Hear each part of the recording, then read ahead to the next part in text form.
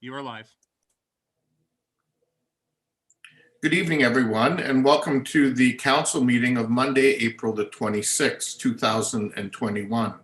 Due to COVID-19 and recommendations by Waterloo Region Public Health to exercise physical distancing, City Hall is only open for very limited services and by appointment only. Members of the public are invited to participate in this meeting electronically by accessing the meeting live stream video at kitchener.ca/watchnow. While in-person delegation requests are not feasible at this time, members of the public were invited to submit written comments or participate electronically in the meeting by contacting delegation@kitchener.ca. Written comments that have been received have been circulated prior to the meeting and will form part of the public record, and I'll reference them later on once we get to delegations. Before we begin this evening's meeting, I'd like to reflect on the fact that today we're gathering on the traditional territory of the neutral Anishinaabe and Haudenosaunee peoples. We recognize our responsibility to serve as stewards for the land and honor the original caretakers who came before us. Our community is enriched by the enduring knowledge and deep-rooted traditions of the diverse First Nations, Métis, and Inuit in Kitchener today. And now I'll invite everyone to stand as they're able for the singing of our national anthem. And as usual, we'll ask folks to turn off their cameras so there's no awkward shots.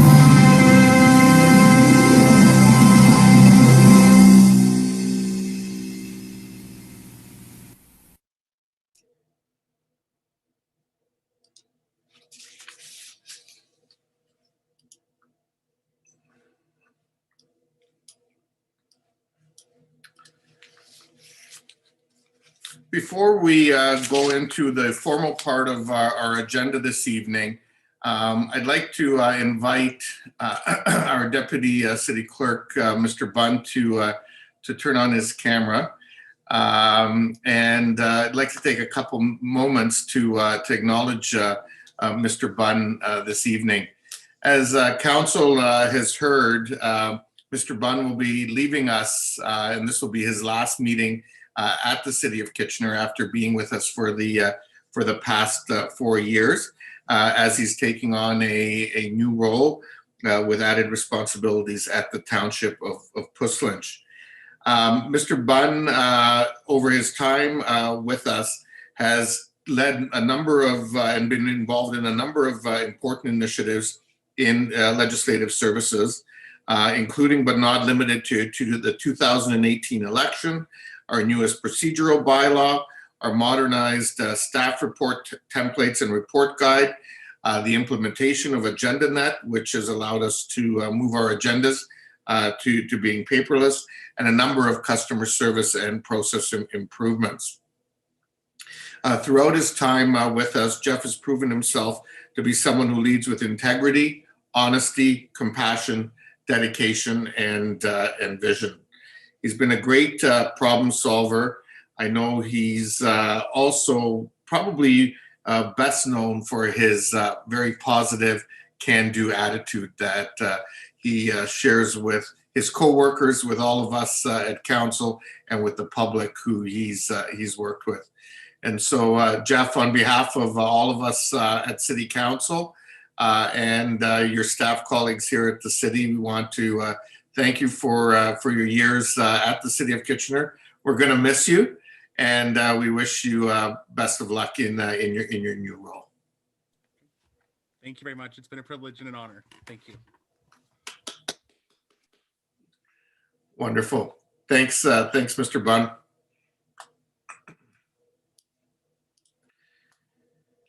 It's been moved by Councillor, I'll just pick someone, Councillor Johnson, that the minutes of the regular meeting held March 22nd, 2021, and the special meetings held February 22nd, March 8th, and April 19th, as mailed to the mayor and councillors be accepted. All in favor? Opposed? That is carried. Are there any disclosures of pecuniary interest this evening? Oops, let me just close that. I don't see any. Council, you'll note the various communication that has been referred to file around both acknowledgement of our of a resolution, as well as a flag request that is before us, or that a couple flag requests rather that we've accepted. So there are a number of delegations this evening, as are listed on the agenda for various items. I will also note that written submissions in support of items 7.C.1, DSD-2021-37 for 19 to 41 Mill Street have been received, all in support of the matter from Hal Yeager, Jane Peller, Deb Westman, Simon Lee, and Pamela Kraus. So the first delegation we have this evening is with respect to item 7.C.3, the zoning bylaw amendment pertaining to additional dwelling units. And we have Mr. Ian Graham here. And I do want to, just before Mr. Graham starts, remind all our delegations that you have 5 minutes to make your presentation this evening.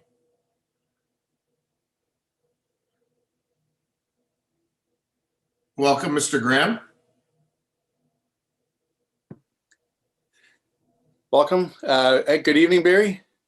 I guess you get to see my high school graduation picture instead of video tonight. Yes, we do get to see your high school. I was going to say you're looking quite young. It makes the students think that I'm younger than what they really see. So,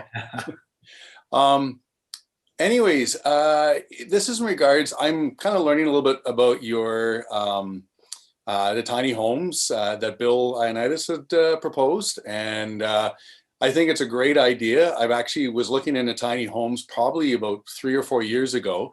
I have a rental downtown, and it's a triplex, and there's enough space actually that I could put a tiny home on it. I was kind of asked to speak a little bit in regards to the parking aspect, and maybe to bring a perspective to that, as well as please feel free to also inform myself as well if I'm not sure on a few things as well. But in regards to the parking, I did notice that Councillor Davey had mentioned about tracking all of the tiny homes, which I think is a great idea. In regards to parking, from what I understand is that it's mandatory as of now to have a space for parking. And I wanted to give a little perspective because I am downtown by Victoria Park. I am close to LRT transit. I'm also close to the different schools that we have within the area. And if I was to put up a tiny home, I think the first person I would be kind of looking for would be a student. And in most cases, I'm not sure that many of the students are actually going to need parking. And in my case, I've already got 4 cars in parking spaces, and I'm not sure that, trying to put in that 5th car is going to be feasible, especially when tenants are trying to, if they're going to try and juggle to get in and out, and if somebody's not home, etc. So I think the tiny home aspect is great, but in terms of making it so you have to have parking, I think it would be a good idea if you could track it, as Councillor Davey has advised, in that, if you track it and you can see what the property is, you can see the potential for parking, then, and maybe even for that matter, is there a way that you could even track, ask the tenant, do you or do you not have a vehicle? So when you have the tiny home registered, if there's a 1-year lease, the city would know who the tenant is. And maybe there's something even there that could be signed and said that, we do not have a vehicle. And if we do get a vehicle, other arrangements would be made along that lines. But the key thing, I think, is, I think there's only so much, a person can do once they put a tiny home in with the parking. It's already going to be interesting for some places to even put a tiny home in their backyard if they have the space. Okay, thank you very much, Mr. Graham. We do have a couple councillors with questions for you. Councillor Chapman. Yeah, more than a question, I do have a motion that I want to bring forward along this topic when the time is appropriate. Okay, so I presume you're talking an amendment to a motion coming out of committee? Right, correct. Okay, Yeah. thank you. Councillor Singh.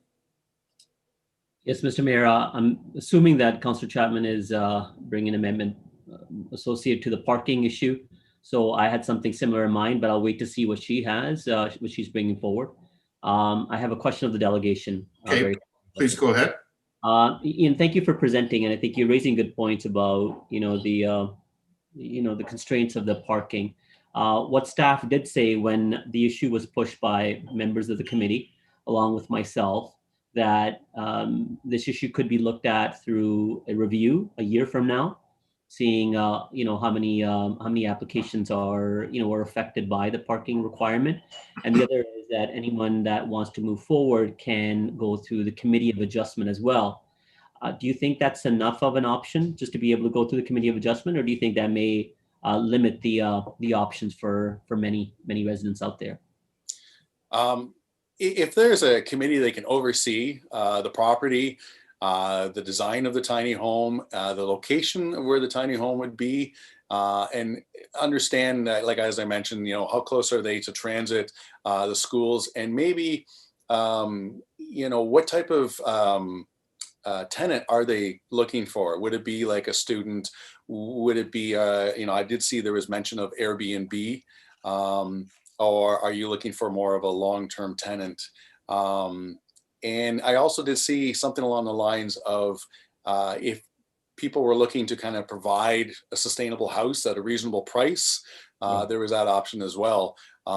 So I think if someone's looking for a home that is at a reasonable price, and we're trying to create some sustainability, in many cases, are these people really even going to have parking as it is? But I think you're right. A committee, just to be able to go forward and say, hey, can we have an exception here? Because, and here's the reasons why, and maybe have a little bit of a checklist as to the reasoning for that. Okay, so flexible, defined parameters then, because Yes.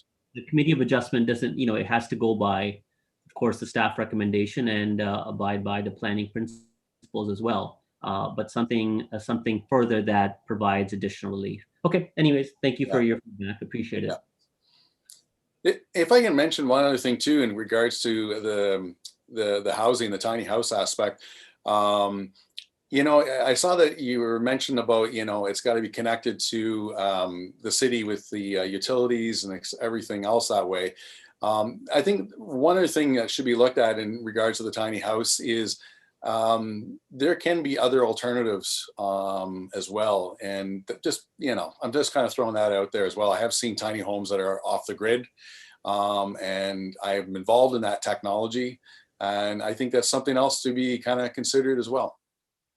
Yeah, I think, Mr. Graham, the point was specifically with respect to sewer and water, and that's a requirement of the region, and hence why Yeah. we need to do that. I do see there's one other question now, Councillor Ioannidis. Thank you, Mayor Urbanovic. If I was understanding correctly, you said you have 5 parking spots already? 4. 4. And I would think that would already cover you under the current proposal as is. So you wouldn't have an issue with parking from that perspective. So here's the thing. It's my property is a bit different in that it's a triplex, in that there are 2 1-bedroom apartments and then literally a townhouse, a 3-bedroom townhouse. And Oh, I see. it kind of got split that way. I mean, the home's well over, it's 100 years old, and it's been grandfathered in and that. So yeah, you know what, if I wanted to, I could probably put 6 cars into the parking spot, which again, logistically is a bit of a nightmare, just with tenants moving around. And we have, been able to make it work.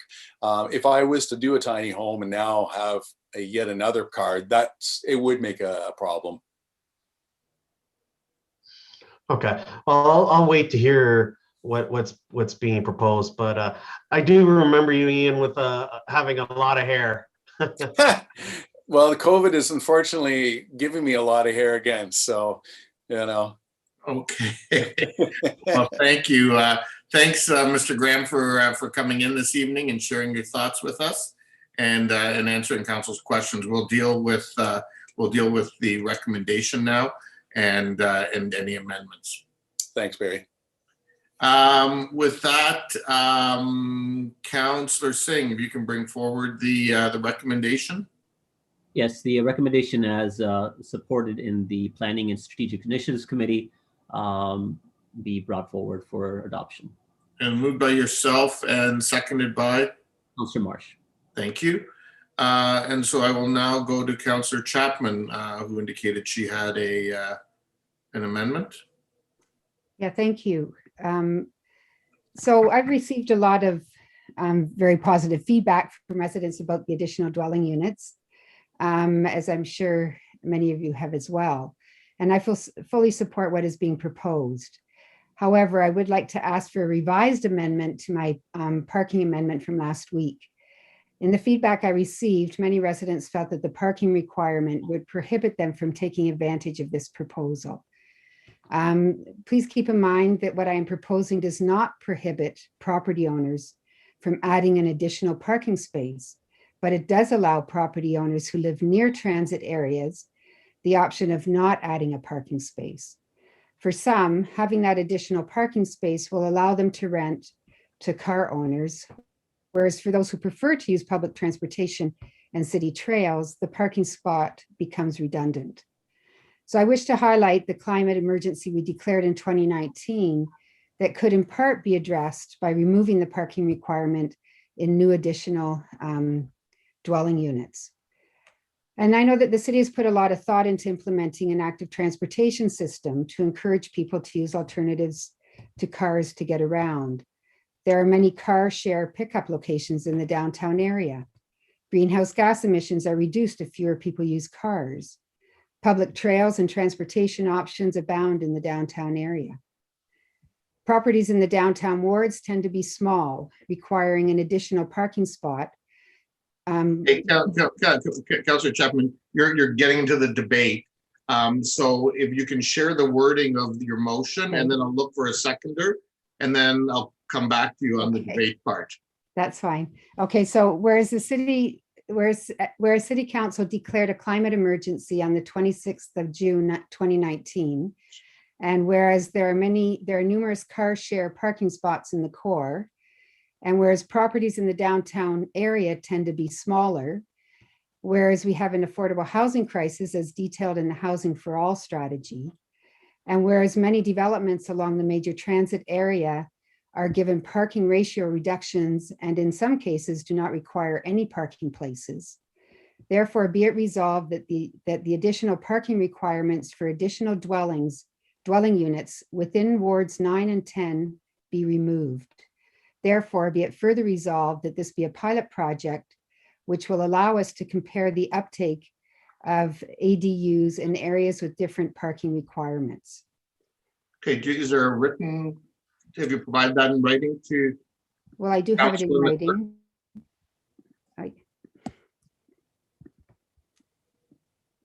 You just want this, the whereases? Well, no, well, actually, it's the operative phrases that are most important, but just a reminder to everyone that when we have amendment, particularly something that substantive, it needs to be shared in writing with the clerk so that council can see it, and so on. So if you can email that to the clerk, then the clerk can put it onto the screen. Okay. Is there a seconder, first of all, for it? I would second it, but I would amend the amendment.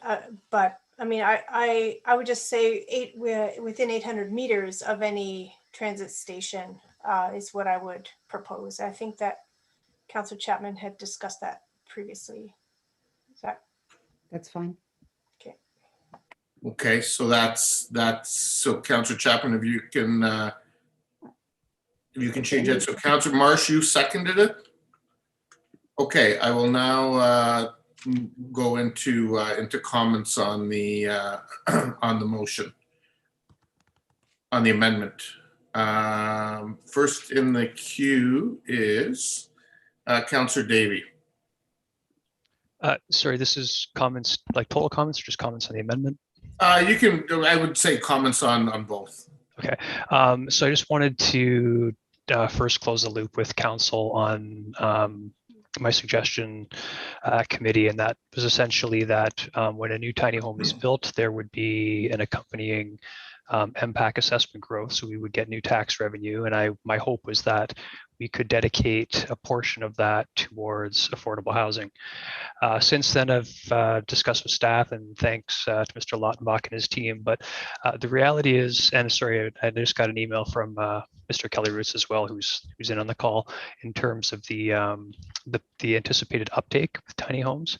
And the reality is, the uptake is so small that any sort of assessment growth that we could allocate isn't really worthwhile. It would be probably eaten up in administration costs. So it's something that maybe we should park for now and take a look at in the future if and when the tiny home uptake is much more significant. So I just wanted to close the loop on that. On the amendments, since I only want to speak once, I'm inclined to support something like this, but not exactly this. I think the reality is we need to go at it in a more mathematical fashion of within X meters of a transit stop, for example. I would certainly support that. I think wards 9 and 10 is if we were under the gun for a blunt instrument would work, but I think I'd rather see staff take a crack at if they were inclined to remove the parking requirement. I definitely would support that around major transit stations, but I'd want staff to come back with and report on that. So I would be either not supporting it or looking for a deferral until staff can come back with some suggestions. So to be clear, my understanding was that Councillor Chapman's motion included the 800 meter reference that Councillor Marsh spoke of, which I think addresses your issue or concern, Councillor Davis? Sorry, so it's not wards 9 and 10 blanket, it's just within the 800 meters of the transit stop is the motion? Okay, again, because I don't have the motion, I don't have the benefit of that. Mr. Bunn, do you have it now that you can put it on the screen for us? I do. Just one moment. I'll pull it up. Thank you. Okay, and while he's doing that as well, then, Mr. Mayor, so if that is the full amendment, I'm inclined to support it, but I would like to get staff's feedback one last time in terms of any risk associated with that. Okay, we can ask Ms. Bustamante then if she has any reaction to that. Good evening, through the chair to council tonight. This is the first time that staff has seen this amendment, so I will preface my comments by saying that it is difficult. It's always difficult to make policy changes on the fly at council without the benefit of staff having had the opportunity to do a full analysis of mapping out the affected properties and understanding the areas to which this proposed amendment would apply. Having said that, I believe Mr. Reedman did mention at committee that there has been conversations with our bylaw team in terms of understanding that on-street parking is a challenge in many neighborhoods. And unfortunately, due to the timing of this proposed amendment, I don't have the benefit of having I don't have the benefit of having our bylaw director here to help provide some additional insight. Staff did provide information to committee last week that we were looking at this opportunity as a one-year pilot, that we would report back next year once we understand the uptake in additional dwelling units, and that in the interim, property owners would have an opportunity to apply for a minor variance if they had a specific property that could not accommodate the very flexible parking arrangements of either an 11-meter driveway length or a 6-meter driveway length with the garage space included. So I hope that information is helpful for some context. If there are any other specific questions, I would be happy to answer them. Thank you. So if I'm hearing you correctly, it sounds like this really should be referred back to staff and bring it back at the next round of meetings? Through the chair, that would be our preference, that any amendments to the zoning bylaw amendment before council tonight be referred back, any changes to the proposed amendment tonight be referred back at a later date so that staff have more time to properly assess the impacts and to speak to our other colleagues on this matter. Okay, thank you. Councillor Davey, you still have the floor. Those are all my comments. Thank you. Okay, thank you. Councillor Marsh. Yeah, thanks. I guess I want to ask staff, would it be possible and simple for us to approve the additional dwelling unit bylaw tonight, but then to refer to a later date, just this potential amendment so that we can move ahead for this construction season, regardless of that outcome? Ms. Bustamante? So through the chair to Councillor Marsh, that would be our preference, is if council were prepared to vote on the proposed zoning bylaw amendment before council tonight so that we understand if there's certainty with these proposed uses. And if council directed staff to look at the parking exemption, staff could take that information away and bring back another zoning bylaw amendment at a later date that would include the parking requirements in this area. So is that's not too complicated or onerous on the staff process? Through the chair, it's not ideal, but we could make it work. Okay, thanks. And if I could ask the clerk to just revise the therefore to make it within 800 instead of wards 9 and 10, to just say within 800 meters of a major transit station area. Major transit station. Sorry. Station. Yeah. Just station and no area. Because we don't have a major transit station area yet defined, and the region won't have that for another year and a half, which is why we can't just say that. All right. Okay. That's all I have for now. Thank you. Thank you. So next up is Councillor Ioannidis. Thank you, Mayor Verbanbeck. And I do have a question to Rose as well. And I think it's, when I look at this, I'm trying to understand, in wards 9 and 10, you would particularly see already a high density type of zoning and would already sort of have somewhat of a lesser parking. So I'm just like, I think in theory, I like what is proposed here but I'm not sure. It just seems a little bit I think it needs a little more thought to it. And I think I agree with it being heard.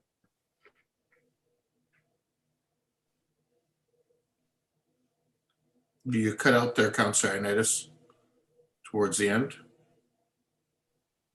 Are you there? I think we'll come back. Ms. Bustamante, did you want to, or actually, you might want to wait until he comes back and so that he can hear your answer.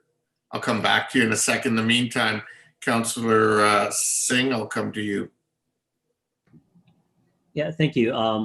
You know, I'm inclined to support the amendment. I wasn't necessarily going to support just Ward 9 and 10. I think if you're considering a pilot project, and I do see this as a pilot, as part of the pilot overall, along the major transit stations, I think there is capacity along those nodes that we can help support give some parking relief. Staff have already outlined that there isn't a significant expected uptake on these, although there is tremendous interest. It's not to say that there's going to be a huge rush to start constructing and building tiny homes or second or third secondary units in these properties. On top of it, as we're going through a pandemic where we are in the midst of a lockdown, and there is absolute uncertainty of how our summer is going to come out of this, the likely chance of seeing major construction activity isn't likely either. I think giving some sense of extra parking relief along the transit stations would only help us. Creating that staff report that would come back, or at the end of the year, and staff have already said that they are fully intending on bringing a report back in a year's time, outlining exactly what the successes and challenges that have been created through this change in bylaw. And having that parking component in there will only help us to see, does it create parking challenges or issues in residential neighborhoods, or is it well managed, especially when it is close to major transit stations? So I think it is well in supporting the amendment, and of course I'm in strong support of the overall main motion. Thank you, Mr. Mayor. Thank you, Councillor Singh. Councillor Michaud. Thank you, Mr. Mayor. I'm going to speak just from the suburbs, from my ward, particularly in Ward 4. Parking is a problem in a lot of streets. And I won't support this amendment at this time. I would like to see staff go back and do a little more research and come back and give us a little more thought onto this, as well as bylaws uptake on it. I think if you're going to just do this in Ward 8 and 9 and leave it there, that's fine. But even around the major corridors, you're talking Fairview Mall area, there's parking issues down there, I'm sure. This is something that I think we really need to give a lot of thought to before we just come out and just like try it. I think we need to make sure that we have it right the first time, because once something, gets let out of the barn, it's hard to put it back. Okay, thank you, Councillor Michaud. Councillor Schneider. Thank you, Mayor. This is hard to support because it's just on the fly. I would have much preferred if it was vetted through staff first. I wonder too if we're better just simplifying it and maybe have somebody who wants to do one declare it's either a parking spot, small house, or a non-parking spot. So just simplify it like that. There could be some cases where elderly parents are living in the tiny house and they don't need a car because the kids can get them where they need to go. So just want to be more open on that, more discussion with staff, and have something that's not like happening on the fly. Okay, thank you, Councillor Schneider. Councillor Chapman. Yeah, I don't think it's being done on the fly, but regardless, the first therefore, could you just add be removed at the end for additional dwelling units until within 800 meters of the major transit station be removed? So So I don't understand. That's the whole point of your motion. Therefore, be it resolved that the additional parking requirement for additional dwelling units within 800 meters of the major transit station. Okay, so this is all being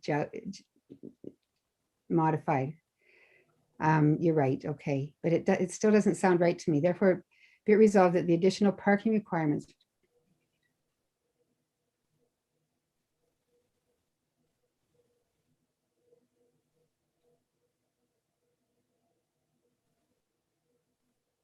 Point of clarification, I think Councillor Chapman is right. She's just adding something that got inadvertently removed.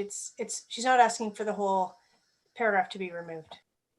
She did. So that's, No, I wanted that to be added as it is there. so you want to, sorry, which to be added? 2 words were just added by the clerk. The words be removed. Oh, okay. Yeah, thanks, Sarah, or Councillor Marsh. Yeah, so I'm going to leave this there, and I think it's the purpose of this. I think it was very well discussed at the council meeting or the committee meeting last week, and I had brought a motion forward that covered the whole city, and decided to pare it back so that it wasn't citywide, and to turn this more into a pilot project that would allow us to look at the impact that it has, because I think, especially in the downtown cores and probably broader in areas close to major transit stations, the problem comes to be that properties are sometimes smaller and they would be unable to do this. And they would be ideal locations, in fact, to have these units and without parking, because they're close to the transit stations. So I'll leave it there and hope that that you can find a way to appreciate and support it. Doesn't mean you can't have parking. Of course you can have parking, and it would be in the best interest of some to have parking, especially if you're further away from those major transit areas. But in areas where the density is greater, it gives that flexibility and will allow us to grow the housing stock. Okay, thank you, Councillor Chapman. Councillor Galloway-Seelock, you haven't spoken yet. Yeah, just quickly, a lot's already been said, so I don't want to repeat, but I just come back to the fact that you can go to the Committee of Adjustment to change these requirements. And I think that that's the route that we should go at this time, is with the staff recommendation. And that if you want to eliminate that extra parking spot, you have the opportunity to go through the Committee of Adjustment. And if we see that everyone is going through the Committee of Adjustment within a year's time, when the report comes back, we may be able to look at a different policy at that time. But I think right now, either this be deferred and be brought back, or it not proceed forward. Okay, so I've heard several people talk about the notion of this potentially being referred to staff. Is somebody moving that? Moved by Councillor Marsh, seconded by Councillor Michaud. And when are you referring it to until? When would it be acceptable by, let's say, by the end of June? Ms. Bustamante, is that a reasonable time frame in light of staff's workload? Through the chair, we could accommodate that time frame. Okay, thank you. So the motion to refer takes precedent, and I will support the referral because I do think it's important that when we're making changes like this, we get the input of staff. Had this been brought forward at committee, staff could have had an opportunity to consider it ahead of time, or as is often advised, people should really circulate amendments to council and to staff ahead of time, so we have an opportunity to consider them. Councillor Marsh, on the timing, you're looking to speak? No? I'll lower your hand. Sorry, no. Okay. So the motion is to refer until the meeting in June. All those in favor? Any opposed? And that's passed and referred. So I will now deal with the main motion. Those in favor? Opposed? That's carried unanimously. Thank you. We'll now move on to the next item on the agenda, which is DSD 2021-37, 7.C.1, 19 to 41 Mill Street. And we have 7 delegations. And I'll also note that the applicant is here and prepared to answer any questions should council have any for him. And as noted, there's been a number of written submissions in favor that I referenced earlier. Our first delegation is Mr. Peter Eglin.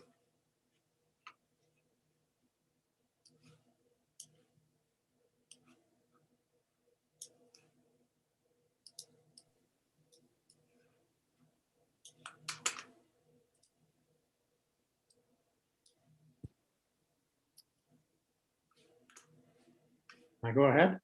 Yes, please go ahead, Mr. Eglin. Welcome. Good evening, Mayor Vrbanovic, councillors, members of staff, and participating residents of Kitchener, especially those from Mill Street. My name is Peter Eglin. Full disclosure, I am the husband of Councillor Debbie Chapman. Following opinions are mine and should not be attributed to Councillor Chapman. I live on Strange Street in Cherry Park and speak as a concerned citizen of the city of Kitchener. I have 2 things to say tonight, one about Polo Corp and the Pupelos, and one about intensification. First then, let me commend Joseph and Paul Pupelo for their willingness to sit down with the Mill Street Working Group to produce a fitting development proposal for 19 to 41 Mill Street. When I spoke before on this subject, it was to draw a picture of a general process by which development comes to happen in Kitchener, one in which the field is decisively tilted in favor of the development industry. The original Polo Corp proposal was the stalking horse of that depiction. While I stand by that general thesis, it clearly does not now apply to Polo Corp and the Pupelos with respect to Mill Street. I'm happy to acknowledge that I've been proven wrong on this count. They have listened to the community and responded with a revised proposal that respects the character of the neighborhood and the neighbors' wishes, not to mention the prospective zoning bylaw with its maximum floor space ratio of 2.0. I see this as local democracy at work, and I am delighted, truly delighted to see it. Congratulations to all of you involved, the Pupelos, the Residents Working Group, the staff, and the councillors who responded to the proposal positively and voted for it when it came before the Planning and Strategic Initiatives Committee. I hold it up as a model for other developers and local residents to follow. Secondly, though, there are naturally detractors. They see the proposal as a setback in terms of its fit with the city's intensification goals. 100+ units and 5 affordable ones have been lost, they say. Let me address this criticism as follows. I have 2 points, one particular, one general. As I understand it, the existing housing at 19 to 41 Mill Street comprises about 20 households or units.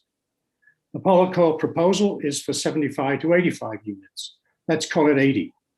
80 is 4 times bigger than 20, I'm sure you'll agree, or 300% bigger.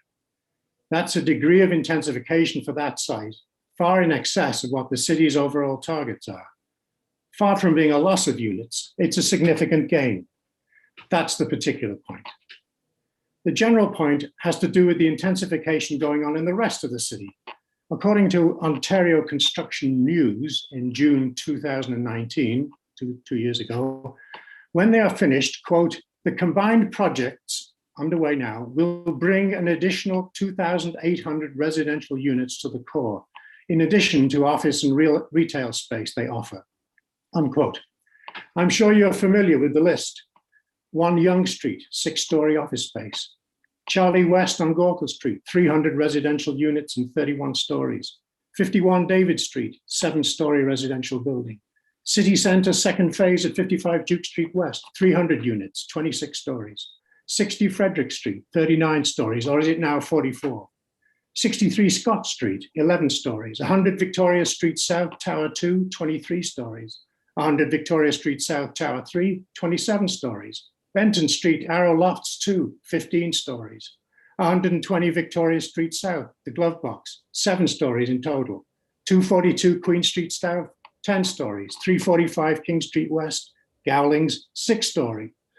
387 King Street East, 8-story residential, 2-story commercial. 388 King Street East, 8-story. 399 Queen Street South, the Barracastle site, 6-story.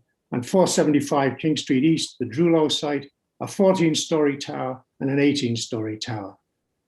And this doesn't include the Bright Up Block 3 office tower for Google, the huge Station Park development with multiple towers, the gigantic development coming on the old Schneidermeat site to be known as the Mets, the new UW Medical Innovation Building on Joseph near Victoria, the Bright Building on King Street, the proposed 13-story building at 660 Belmont Avenue West, a proposed 40-story plus building at Francis and Charles, and whatever comes to be built in the old Bram Street yards. My last word then is this. Kudos to Kitchener for taking its density goals seriously. The intensifiers can surely take satisfaction from this intense intensification.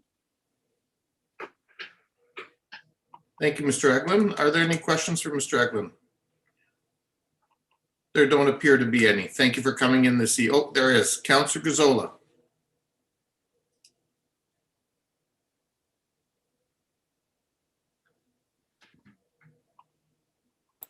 Sorry, was having trouble unmuting.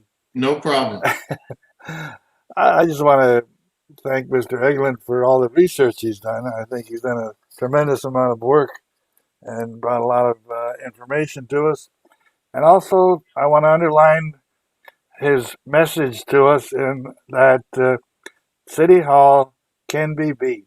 So if you work together with your neighbors, you can fight City Hall. Thank you. Any other questions for Mr. Eglin? No, thank you for coming in, Mr. Eglin. Welcome. Our next delegation this evening is Frank Etherington.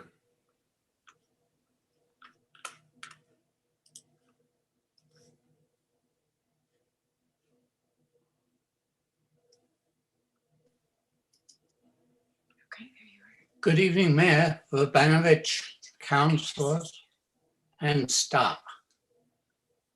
As a former journalist, columnist, and downtown city councillor, I repeatedly learned that nothing makes municipal voters more cynical and apathetic about voting in municipal elections than when they watch their councillors say one thing and then do exactly the opposite. I'm hoping that this does not happen tonight on the Mill Street Polo Corp development. As you've heard, in early March, Council asked residents and the developer to meet and reach a compromise proposal. Positive, productive meetings took place. An agreement was reached that satisfied residents, planners, and the developer, despite the fact it meant demolishing a handful of older Mill Street homes, including at least one of heritage interest. Now, certain councillors who voted in favour of those negotiations between the developer and residents appear to be going both ways at once. They appear to be intent on ignoring negotiations that resulted in a downscaled townhouse project that is much more in character with the surrounding community. I compliment the developer, planners, and residents for reaching a compromise that removed the possibility of a 12-story high-rise overlooking the popular Iron Horse Trail, a building that was clearly incompatible with nearby neighborhoods. Tonight, I urge councillors to vote in favor of this compromise, where voters from various inner city wards and Polo Corp, the developer, invested so much time and effort preserving the older Mill Street neighborhood. Please don't turn those residents into cynics. They represent one of the best attributes of local democracy, one where a group of engaged, caring voters take a healthy and active interest in their community by seeking to preserve and protect older established neighborhoods. Thanks, and all of you stay safe. Thank you very much, Frank. It's certainly great to see you back around the horseshoe, even if it's on the delegation side of things. Are there any questions for Mr. Etherington? Councillor Chapman. Yeah, I just wanted to say thank you, Frank, for coming in and speaking to this. I know you've been part of many development sites over the years, and I think I value greatly your opinion on this.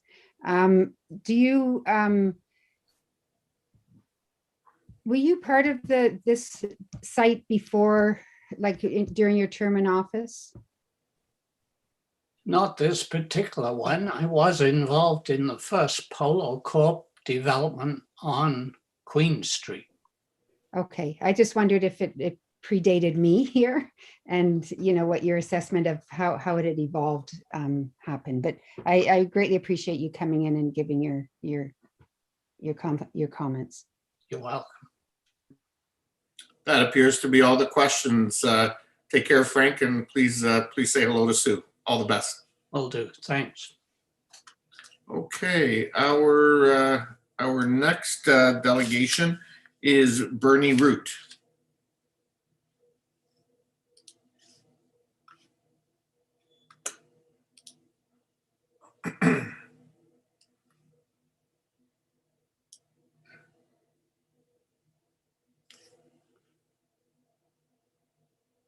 Unmute, start video. There. Okay, now there you go. Hi there. There you go. Well, welcome, Mr. Root. Thank you very much. Thank you, Mayor and councillors, for this opportunity to speak. My name is Bernie Root, and I live at 21 Martin Street in the Schneider Creek neighborhood, a short distance from the proposed development on Mill Street. I'm a member of the Mill Street Development Working Group, and previously part of the Residential Intensification in Established Neighborhoods Study Working Group, which was known as REINS so many years ago, and where, along with senior planners and outside planning agencies and an outside planning agent, we worked out policies that would ease the transformation of neighborhoods by new developments. Excuse me. Recently, there have been references by the local media about the shocking loss of housing units on the scaled back Mill Street project.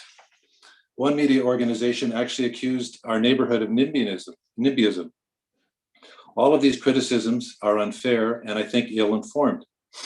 From our upstairs home, I can see the new 15-story Aeroloft project 200 meters away. The construction crane swings freely around, almost reaching the backyards on Martin Street. From our bedroom window, I can see the 14-story Drulo Towers on the corner of Queen Street and the Iron Horse Trail about 400 meters away. And where our street meets Benton, behind the townhouses, 150 meters from our home, is the 6-story Barracastle development. Putting aside the NIMBY rhetoric, that we have instead a neighborhood that is carrying its fair share of intensification. The removal of the existing 5 homes and replacing them with 80 townhouse units is at minimum a 300% gain in housing units and meets regional density targets. As well, the townhouse development fits the design criteria expressed in the REINS policies endorsed by the city's own planning department. Furthermore, more development awaits our small neighborhood. Recently boarded up homes on Cortland Avenue suggest imminent development. As well, the old Schneider plant at 63 Cortland will eventually be developed, presenting our single biggest neighborhood challenge. No one in our neighborhood is naive enough to believe that these potential sites will not intensify. But council must make consideration for the residents invested in maintaining elements of their community, suitability, community connection, traffic, etc. And intensification can take more than one form. A high-rise may not be more appropriate than a 6-story building in the right location or a group of townhomes. Our negotiations with Polacorp followed a similar process to the Barrett Castle development some years earlier. We worked out details of the townhouse style and material, parking entrances, etc., floor space ratio at the Queen Street building. The result was a successful build with the neighborhoods pleased with the result. Similarly, we were able to achieve the same positive results that our negotiations once again worked out with Polacorp at Mill Street. In fact, I feel our negotiations were so worthwhile, I would encourage the councillors to mandate a developer/working group format in every new large development to improve civic engagement and outcomes. So without reservation, our working group wholeheartedly supports the new townhouse development on Mill Street. And in summary, I'd like to thank Paul and Joseph and Mike Pupolo and their team for their willingness to meet the needs of the neighborhood. It's always a pleasure to work with them. I'd also like to thank the planning department for their guidance and assistance. And finally, our great Ward 9 councillor, Debbie Chapman, for her work and participation. Wonderful. Thank you very much for coming in this evening, Mr. Root, and sharing your thoughts with us. Are there any questions? There don't appear to be any. Thank you very much. Okay, thank you. Have a good evening. Okay. Next delegation is Sally Guns.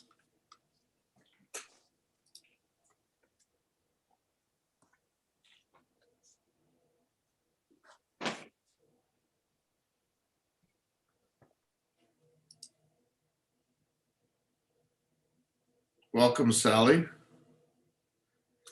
I think. Okay, Yes, there you go. I'm even in the picture. Okay. Perfect. Thank you very much, Mr. Mayor, councillors and city staff. I'm here briefly to speak in support of this project.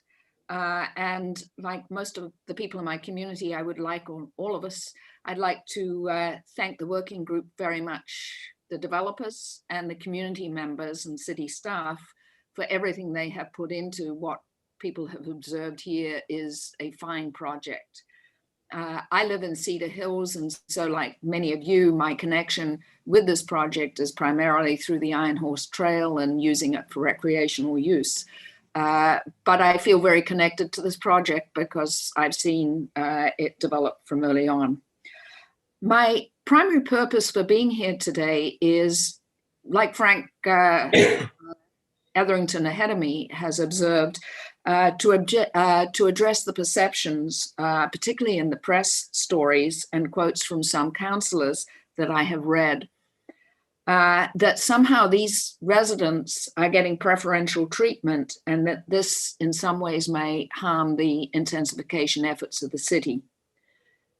There is nothing about this project that is giving preferential treatment to these residents. And there is nothing about this project that affects negatively in any way the intensification project efforts of the city. This project does nothing more or less than result in compliance with proposed zoning for this area. Zoning that was developed with a lot of effort from city staff, from the community, from yourselves, and from developers in terms of what is the best use for this area. The previous project clearly was far in excess of the proposed zoning for this area. This present project is in compliance, and it is a very pleasing project from the perception of the neighborhood itself. To say anything about preferential treatment for these community members is downright unfair and completely untrue. Again, I'd like to thank the developers in particular for their willingness to sit down once more with the community. I really like the suggestion that all developers should be required to engage in these kinds of activities. Clearly, they can be very productive. I thank all of you in advance for your support of this project. Thank you.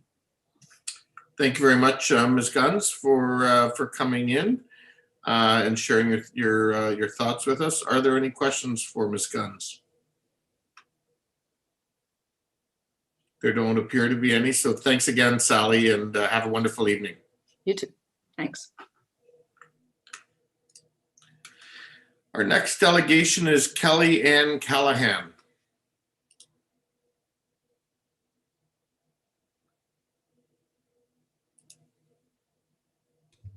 Welcome, Ms. Callahan. Hello, give me 1 second. No problem. Is my video on? I can't.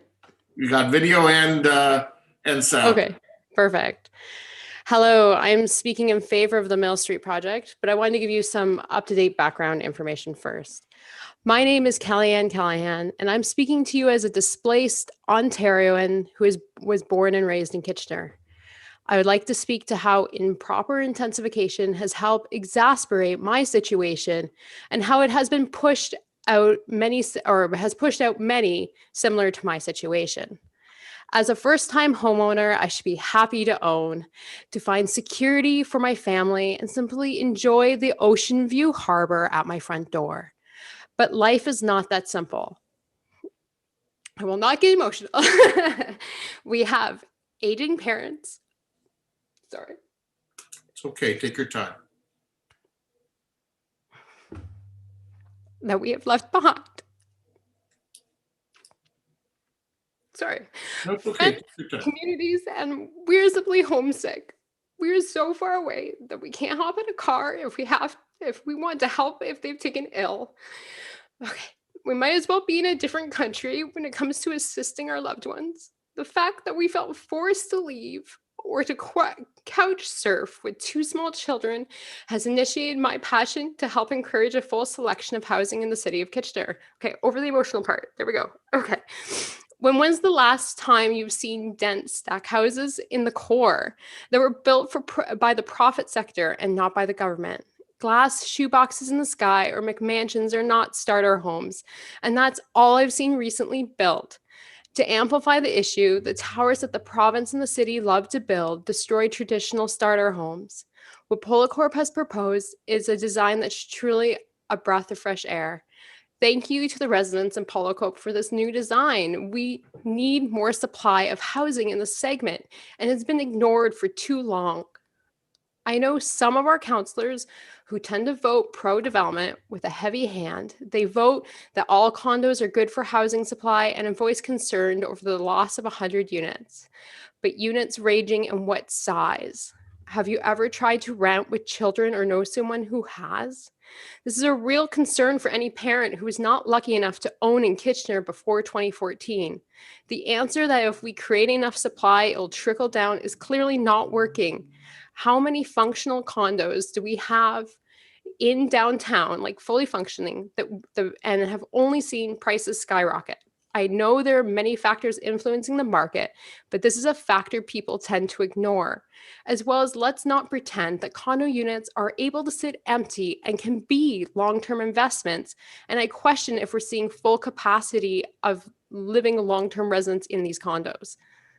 Although I'm relieved to see the proposed development for people like me, I am sad the Polycorp could not supply the 5 affordable housing units, and I hope that they will make it up in other projects that they have around the city.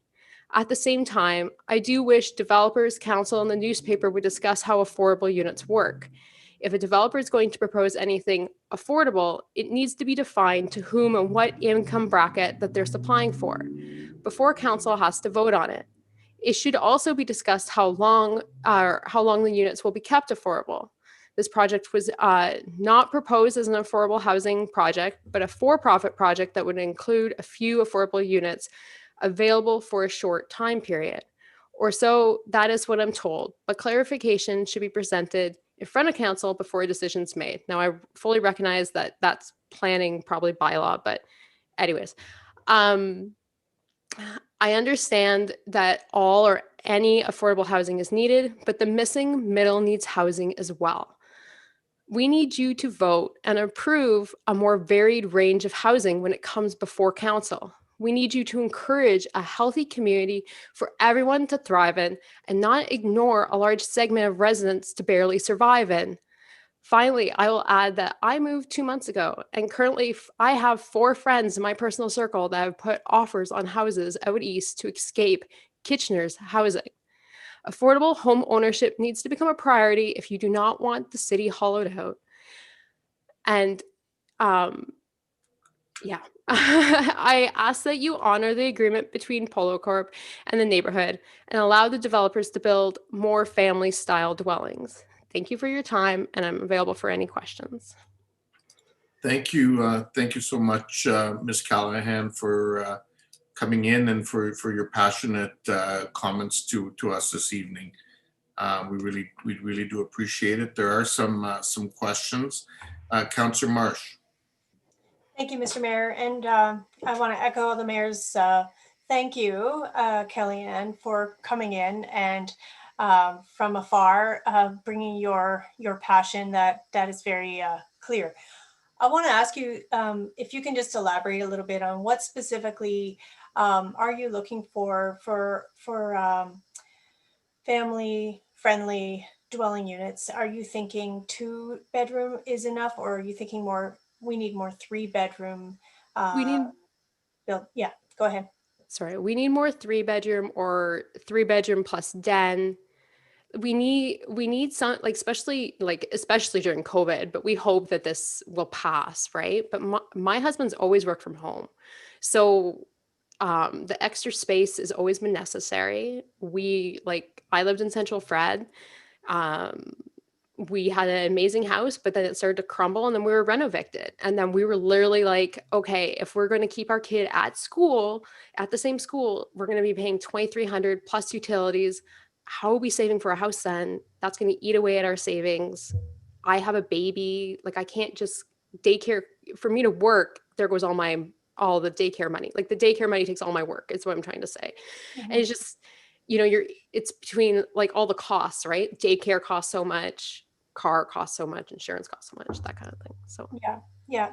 So so the type of development that has been landed on, the stacked townhouses with a variety of different size bedroom numbers of bedrooms in each unit, that's what you're looking for. Yeah, and maybe just a little bit of green space. Like, I have 2 boys, like they need some space, right? Yeah. Well, I really appreciate your, again, all that you've contributed over the years to Kitchener, and hopefully we'll see you back here one day. That's the plan. Thank you. Those appear to be all the questions that we have. And again, thank you so much for taking the time to come and share your important perspective with us. Good luck tonight. Thank you. Our next delegation is Andrea, is it Sauk? I apologize if I pronounced it incorrectly. Someone with a last name like Verbanovic. I get all sorts of versions. So Andreas, how do you pronounce it? The last name, Sauk? It is Sauk. You are correct, Mr. Okay. Graham. Thank you. So my name's Alexandra. I'm going to be speaking on behalf of my father, Andreas, who has lived at 11 Mill Street for the last 20 some odd years. So we are just 2 doors down from the proposed development. And we are very happy to see the very successful work between city staff, the developers, and the community group with their new proposal on the stacked townhouses. This is a much improved plan from the original giant tower that they'd proposed last year. We feel that this is a much better fit for the community, just in terms of look, as well as it's an appropriate level of intensification for the neighborhood in terms of traffic,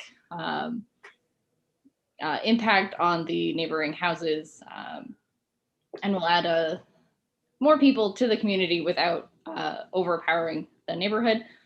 We just really want to express our support for this project.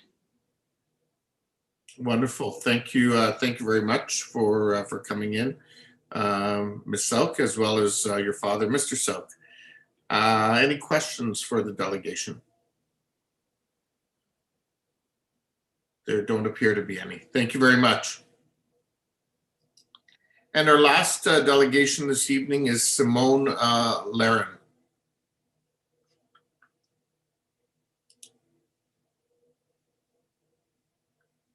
Welcome, Ms. Laren. Hello. Yeah, you're good. Great. Hi. So I am speaking in opposition of the amendment. Oh, sorry, I'll move my camera a little bit so you can see my face. So I am only in opposition for the reason that we are losing out on those low-income families and that support for that part of our community. From what I've been hearing tonight, a lot of the support has been for the physical look of the community, but I think we're missing out on the support of the members of the community. And so I just wanted to add in my voice here because I really think that we have a need for this in downtown Kitchener, and to have that, yeah, just, sorry. Oh, my cat just threw up at my feet. I apologize. Lost my train of thought. That's okay. Sorry.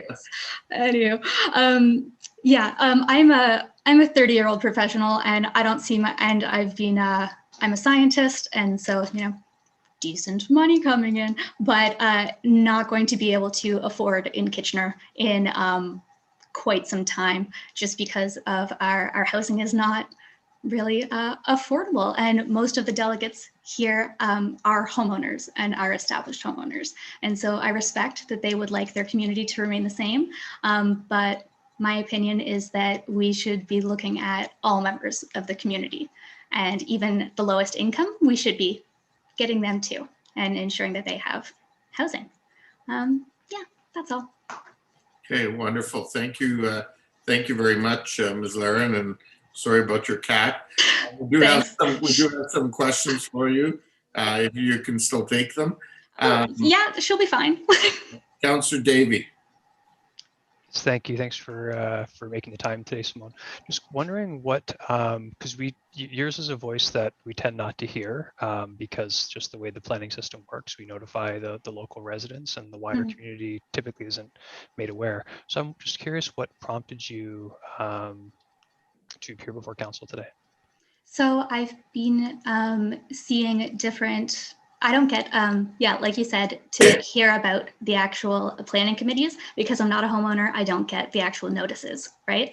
So this isn't the first time that I've read about planning committee, like different developments in the record, not fully going through. I think I just read about one on the weekend and was motivated to come in here. I used to work at a conservation authority, so I'm very familiar with how council meetings work. So I was like, hey, I'll just stop in and have my voice heard. Well, that's great. Thank you for taking the time. Appreciate it. Yep. Okay, Councillor Chapman.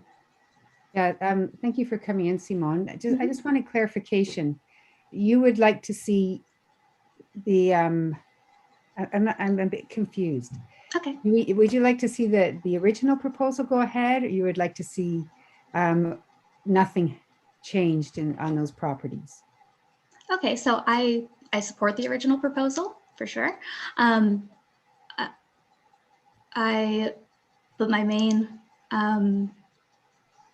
sticking point, I guess, is that like, even if you were to go ahead with the townhouses, like if it was the physical size of the building, really, I think like the 10 stories is what was the big sticking point with members of the community, that there would be insured housing for low-income folks, for low-income households in these new townhouses. That's what I would like to see. Right. Okay. I just wanted clarification on what we were talking about. That. Thank you. Cool. Okay. There aren't any further questions, so thank you again, Ms. Laren, for coming in, and hope your cat feels better. Thank you. Okay, Council, those are all the delegations that we've had on this item. Councillor Singh, if I can ask you to bring the item forward, please. Yes, as supported through the Planning and Strategic Initiatives Committee, moved by myself and seconded by Councillor Marsh, and be adopted by Council. Great, thank you very much. Any comments? Councillor Davey. Yes, thank you. I've put a lot of thought towards this development, and I've since engaged with the broader community, I guess I would say, on some of these issues, and it really has me questioning a lot of how our entire development process works. And the reason I say that is because it's quite odd. My sense is that the people in the immediate area are incredibly happy with this proposal and all too happy to support. But once you get outside, I don't know, 100 meters, 200-meter radius, the sentiment changes quite a bit, and especially from I'm noticing from like the millennial group and younger that are really struggling to find a place to live. This is a lesson learned for me because I don't think I've seen a development proposal change this much in my 10 years on council. When I deferred this, I supported the deferral with the residents to work with the developer. My expectation was very much, well, there's a couple of things we've been happy to see. We've been happy to see the inclusion of more affordable units, or a combination of more affordable units and maybe a slight minor reduction in the height, because that seemed to be the most troubling aspect to the local residents. What I did not expect was what came forward, and that's perhaps that's my fault or committee's fault for not making clear what our expectations were. In that, I think that there is a loss here. I step back and I look at who's really benefiting from this change and who's suffering. And who's benefiting are the local residents that are, I mean, had some comments about how they're not NIMBYs, but to be frank, that's really the definition of NIMBY, right? It's the people that are in the local area that have a concern with development. So I look at the relative affluence and the people that are concerned about how things look on one hand, and then I look at the flip side of this equation, which is the people that simply can't find a place to live or afford a place to live, like Simone and her unfortunate situation with her cat. So I support this is going to go through, but I think it's really important that there's a protest vote here in terms of the loss of the affordable housing and the number of units in general. So I'm not going to support the recommendation. Okay. Councillor Singh. Sorry, no, Councillor Schneider, you were next. My apologies. No worries at all. Thank you, Mayor. Yeah, this is a situation where, like Councillor Davey, I wasn't expecting this much of an adjustment with reduction in units and the loss of the affordable housing units. It's disappointing to see that, but I've thought about this a lot, put a lot of thought into it, and out of respect for the developer who want to keep the deal they made with the residents, I'll support this. But I do want to say to council now that this developer has really stepped up and given up a lot this time. And I expect us to support them when they come to us for an increase or assistance in getting another project through. We're going to have to balance that out because we did, regardless of what's been said about the number of units, we do have intensification targets. And this is a great location, right by a trail, right by all the amenities, that doesn't need a lot of parking, that would have been, helpful to, as Councillor Davies says, those outside the immediate area. I do understand, I do feel the residents in the local area. I'm not deaf to that, but we're at a stage where we do need housing choices and houses and housing that fits in with a housing continuum. I mean, these condos would be great for someone who wants to downsize and move out of a 3-bedroom house into a condo and free up a 3-bedroom house for somebody else to move into. So I do want to thank Polo Corp and the Pupelos for the great work. I do commend the neighborhood group who worked together on this, but I do want to express my gratitude to Polo Corp and say that I will be supporting their ask for more units in another project somewhere down the road. Okay, Councillor Singh. Yeah, Mr. Mayor, sorry, my connection's a little bad, so I'll keep my video off if that's okay with you. I'm just going to be consistent with my past comments as well. I supported the deferral because I thought that it's necessary for the neighborhood to have had their say, to be able to converse with the developer and our staff and seeing if there is a compromise. Although the compromise that came out surprised me significantly, but I supported the amended staff recommendation, and simply because the developer was okay with the alternative. Question was asked of the developer: would they prefer to have still gone ahead with the original proposal? And they were insistent that they were okay with everything that's gone through to proceed with the reduced massing of the building, and more so a stacked townhome as opposed to the 10 to 12 story building that they initially proposed. So I will continue to support based on the staff recommendation, and I continue to put emphasis on where our staff are recommending, and our staff are recommending the current report, and I'll support it nonetheless. But that's not to say that I don't share the same concerns and issues and reluctance as does Councillor Davey, and comments shared by Councillor Schneider as well. It's not, you don't have to look too far back, just 10 years ago when we hardly had any activity of development in our core. We would have thrown a ticker tape parade if there was a development like this happening by a developer that's already established themselves, that they produce good product in our community. If they had come forward 10 years ago, we would have been ecstatic to see this type of development. And now I think we're a little bit spoiled. We have a flurry of activity happening in our core, and I think we're quite more restrictive now. We should be positively looking with the increased density interest in our core. We've developed our community in a way that we want more people living in our core.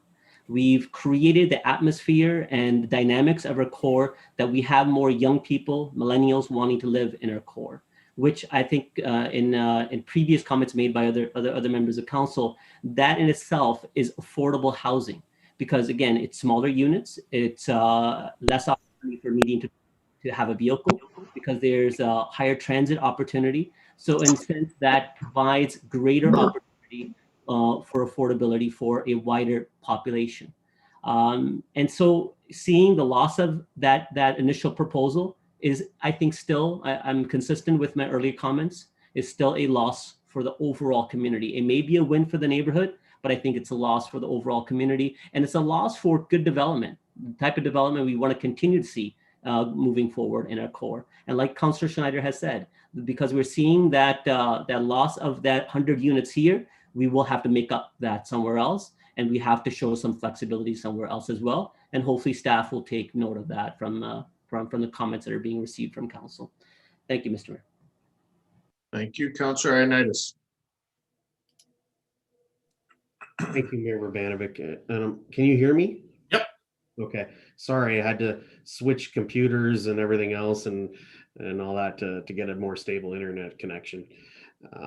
But anyways, this is an issue that unfortunately we are going to be dealing with on every single level, whether it's the gentlest form of intensification or the significant intensification.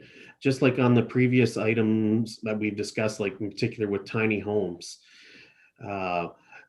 there is some folks out there that don't want to see their neighbor have a rental unit or a duplex. And then with the high rise, we see we don't want to have our view. We want to protect what our home values are. And again, so this is the conundrum that we're in. And so to me, there's really not much of a solution to this as a whole. If we're all just going to be, think of it as just in your neighborhood only perspective. And us as council, we look at it as a community as a whole. So what we're looking at as a community as a whole is we're going to be seeing significant growth in population. We're seeing a significant growth of elders and living in wanting to age in place and at home. We are seeing definitely multi-generational families living together. So we're seeing definitely a society shift, and we need to give ourselves our heads a shake, basically, like to say, like, we need to realize that these are things that are out of our control. The way we were living before, we cannot continue to live that way.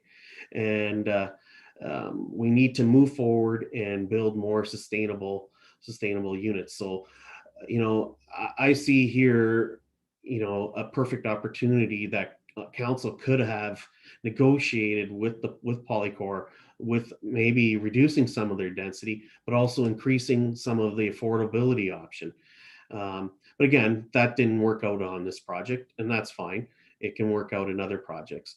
But at the end of the day is we need to think out of the box when it comes to housing in general. And we got to stop looking at as just in a neighborhood perspective. We need to look at it as a city perspective. We need to look at it as a regional perspective. And that's what our role is on council, for the most part, is to look at it at that high level. And if you look at it that high level, then you can really see the struggles that many of us have with regards to not wanting to agree with neighbors. At the same time, it's when we do agree with neighbors and what the public and the general public that's affected, it feels like we're going against what they want. But the reality is we're not going against what they want. We're just going with what our policies are stated, what at a high level, what the policies of the region are, what the policies of the province are, and what our growth management is. And that's how it works. And unfortunately, until everyone can think like that way, we're always going to have this type of concern. Thank you, Councillor Ioannidis. Councillor Chapman. Yeah, I don't really have much to add to anything that's been said over the past few weeks. I just want to thank staff for all the work that they've put into this project. I want to thank the Polo Corp for their willingness to negotiate and work with the residents to come up with a workable outcome. And of course, I want to thank the working group for the dedication and the time they put into it. To me, this is a very honorable process that has been realized here. And I think I think all of those that were involved can walk away from this with feeling good about, the efforts and the time that were put into it.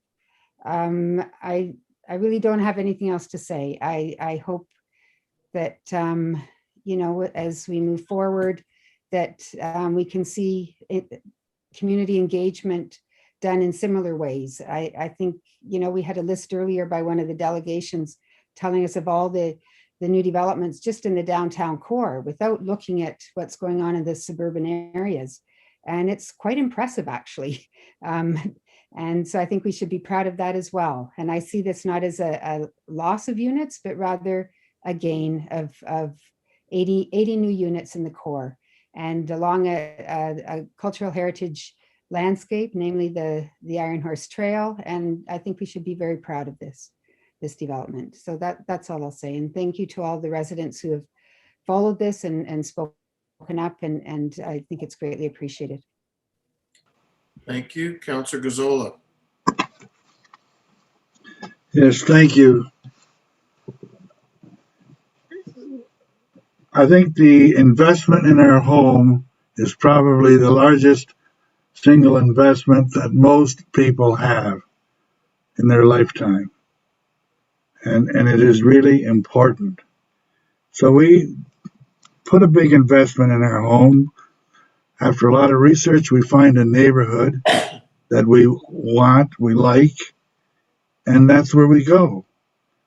In this case here, the neighborhood has won a discussion, has won on this issue. Some say that, Yeah, the neighborhood are happy, but those who live outside the neighborhood are not happy with our decision. Well, to me, the neighborhood trumps everything else. I think, as I say, it's their largest single investment. And I love, we talk about this what is it? Love my hood, love your hood. Yeah, but as a council, we don't protect that too often. It all goes back to growth. And yes, we have to continue to grow. You can't just move along and lose population, stagnate. You have to grow, but you don't have to grow by leaps and bounds. You grow by leaps, that's enough. You don't need both leaps and bounds. And I think it's being brought out here that we will continue to grow. This city, this region will be prosperous. We're extremely prosperous now. There are so many opportunities that when you start to put them down, as one of the delegates did tonight, as to how we're intensifying here, I think we're doing a good job. We're doing more than our share when it comes to that. And so I think we're on the right track. This is a good decision, and the city's not going to die. I know the Pupolo family, and I really congratulate them for coming to the table and having a discussion and making a real change. So often the developers in the neighborhood sit down, and the changes really are really not that noticeable. But in this case, they have been, and I compliment them for that. And even though they've cut back, I'm positive they're going to be successful financially in the future. So I really think we've moved in the right direction. I keep saying I'm out of touch with reality. I don't see things always the same way. But, I have two grandsons, 29 years old each. One lives here, one lives in Toronto. And within the last couple of years, each one of them have acquired their own premises. No gifts from home, just hard work. A lot of sacrifices in other areas, but it can be done. It can be done. I think we've moved in the right direction. This is a big victory tonight, I think, for the neighborhood, and I'm always pleased when the neighborhood wins, because that's the most important thing. My neighborhood is more important. I don't care where you people live across the city. My neighborhood's important. Thank you. Thank you. Councillor Galloway-Sela. Yeah, I'll just quickly add thanks to everyone who's been involved, from Polo Corp to the community to staff. I think this is something that is right. It's right for this location. It's right for the neighborhood. I know that when we dealt with this in the previous iteration, I wasn't comfortable with how big the intensification was going to be on that site. And seeing what's come back, I think it really is something that is right for this community. And so I will support the recommendation. Okay, Councillor Marsh. Yeah, I also want to thank the members of Polo Corp, but also members of the working group who worked so diligently to try to come to a compromise.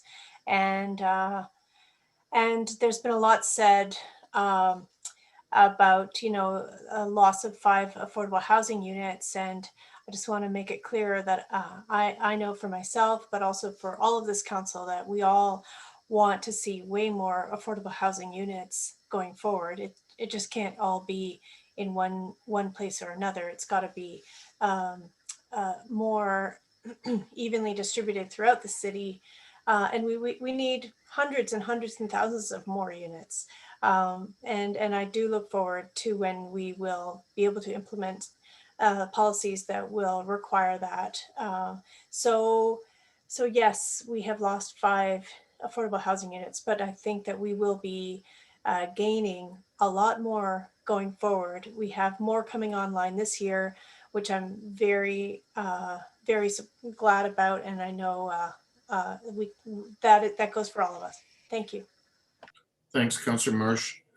Councillor Chapman, do you have a question? Because No, I just want to move the there isn't a second round of debating. I just want to move the motion. Does it have to The be motion's moved? already, the motion has been moved. Okay. Part of the normal planning process, the chair of the committee moves it. Yeah. So thank you. So I'll just make some comments briefly. I too want to thank everyone who's been involved, the neighborhood group, and all those who have delegated through the various meetings, staff who've worked on it, and most of all, Polo Corp and the Pupolo family who worked to find a resolution that was amenable to the residents. I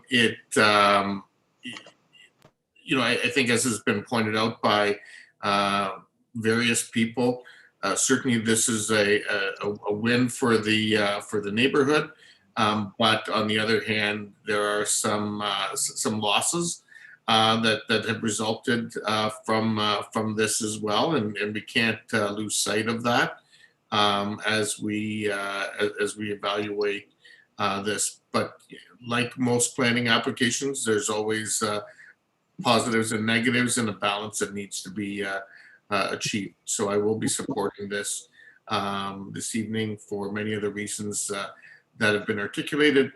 And certainly, I think the last point that I will make, and I think it's important for all of us to always keep in mind that whether it's this project or any project, that we have to consider each individual project based on its individual merits at the time and the information that's available to us as part of the report and so on that comes with that. So with that, Recorded vote. Recorded vote. Thank you.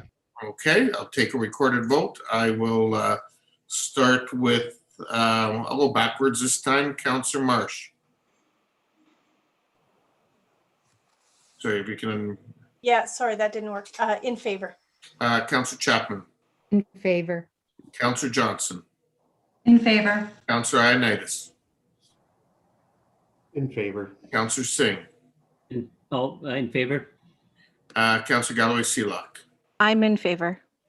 Councillor Michaud. I'm in favor. Councillor Gazzola. In favor. Councillor Schneider. In favor. Councillor Davey. Opposed. And I'm in favor. So the motion does carry. Okay, thank you very much, everyone, and thank you to the delegations who have come in this evening. We'll now continue on with the rest of the committee reports, and I'll go to Councillor Davey for the rest of Finance and Corporate Services. Thank you. It's been moved by myself and Councillor Galloway-Seelock that the remaining item from Finance and Corporate Services Committee be adopted. Great, thank you.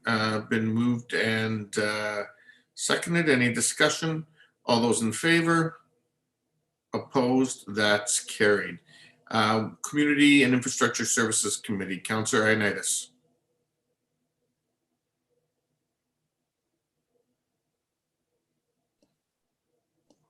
Sorry, I just got to juggle some screens now. Okay, it's been moved by myself and seconded by Councillor Schneider that item 7B1 through 7B2, 7B3 be adopted. Thank you. And seconded by, Councillor Schneider, you said, sorry. All those in, sorry. All those in favor? Councillor Marsh, was that a question or you're voting? Okay. Any opposed? That's carried. Thank you very much. Planning and strategic initiatives, the balance of the report, Councillor Singh? Yes, the balance of the report moved by myself and seconded by Councillor Marsh. Thank you very much. All those in favor?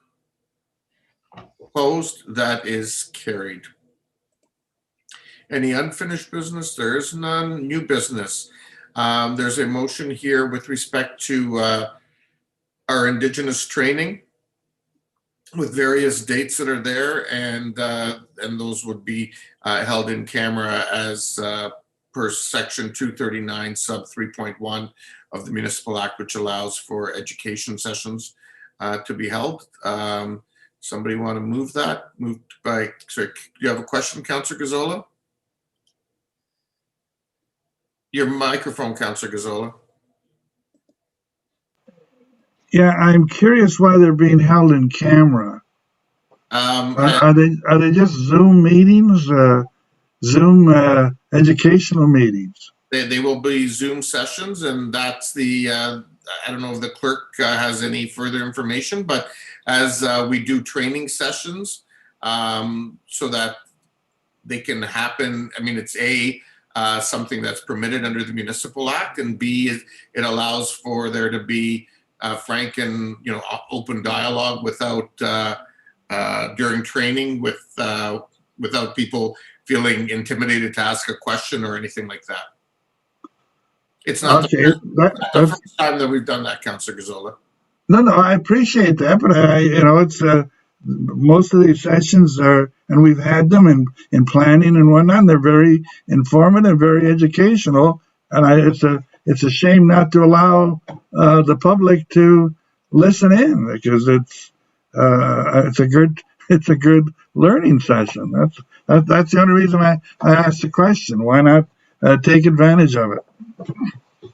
Okay, thank you. Sorry, has somebody moved that yet?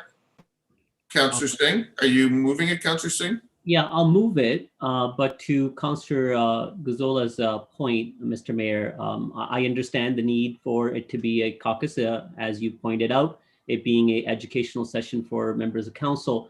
Could we not, I don't know if it needs to be a good direction given, could that presentation not be made public afterwards, so that if the public wants to, gain some benefit from the overall presentation, that's posted in a public forum or, as a report? Well, it's not our presentation. It belongs to the consultant, but so it would be up to them to decide. Ms. McGoldrick, you've been involved in the planning of this? Through the mayor, I've been indirectly involved, but your point, Mr. Mayor, is absolutely correct that it is proprietary information that the consultant has created. And certainly we would need to check with the consultant prior to release. And similarly, in hosting the sessions, they are intended for the course recipients, not for the broader community. That's completely understandable, but I'm sure staff will have that conversation if there's willingness on their part. I don't think any direction needs to be given. Thank you, Mr. Mayor. Thank you, Councillor Marsh. Yeah, I mean, just to add to what's already been said about the need to keep it in camera. It's not that anybody's trying to hide anything, but I think that we have seen through the Land Back Camp experience last summer, there's still a lot of racism that is experienced by the members of our Indigenous communities, and it would not be right to put this in the public forum without making it a very protected atmosphere. For anyone who's looking for more free education about Indigenous Canada, I mean, there is a free university course that's online that many of us have taken at the University of Alberta. There's lots of free workshops available online, and that would be the best way for the members of the public to also get the benefit of education without making our little training sessions public. Thank you. So it's been moved by Councillor Singh. Is there a seconder? Councillor Johnson, thank you. All those in favor? Opposed? That's carried. Thank you. Item 9B, Councillor Singh. Yeah, thank you, Mr. Mayor. anyways, it's the motion is before us. I would encourage my colleagues to support. I've made comments through the committee as well, so I'm not going to take too much time. We've already had a lengthy night. I just want to make some key points that economic business recovery is a key component for us to return to a sense of normalcy coming out of this pandemic. Our small businesses, especially, have faced the brunt of the full fallout from the pandemic and seen a significant loss to their overall business operation and a clear risk to their survivability. And I think, as a community, City of Kitchener specifically, and of course our Economic Development Department, I think we need to compliment ourselves that we have been very proactive and very effective in pinpointing where the help needs to happen and where those monies can be best spent on as a strategy. But as a lower tier municipality, there's only so much that we can do. Although it may seem like a lot, $5 million, the overall economic impact is huge and significant. And that money spread out across the city will only go to help a very small few. Other orders of government with the federal and provincial assistance, I think we can achieve a lot more success. Other orders of government are already providing significant support, but I think if there's a collaborative partnership with the municipalities that understand the community well, I think we can be well positioned to prioritize those opportunities and those dollars if additional support and assistance is provided by both the provincial and federal government as further support than what we're doing already. And I think what's even more so through this motion, the advocacy, is that we're already doing it ourselves. We're doing it alone. And I think that's courage to this council and our staff and our financial capability, but not all communities are the same. And I think a similar model can be replicated provincially and nationally. And I think the other orders of government can learn from what Kitchener has done and continues to do and replicate this in many other communities so that we emerge stronger and that we emerge better. Thank you very much, Councillor Singh. Is there a seconder for Councillor Singh's motion? Councillor Schneider, thank you. Councillor Gazzola. Yes, I have a couple of questions. This bulk of the $5 million, I think $1.5 million of that is just going to Communitech, which is a program we seem to have been involved with them for the past number of years. So it really has really not a great deal to do with economic recovery due to COVID, but just a carrying on of what we've done in the past and just a promise of further dollars for them in the future. So what does that have to do with economic recovery? So, Councillor Gazzola, I think that's not an accurate portrayal as per the, first of all, we dealt with this issue at council and it's been approved at special council. What we're dealing with now is Councillor Singh's motion, which is to call on the provincial and federal governments to be supportive of what we've been involved in. And I think it's fair to say that we know in our relationships with the province and the feds where there are examples of the municipality investing in something, it's more likely that the other partners will come to the table. And I can tell you, I've already had a number of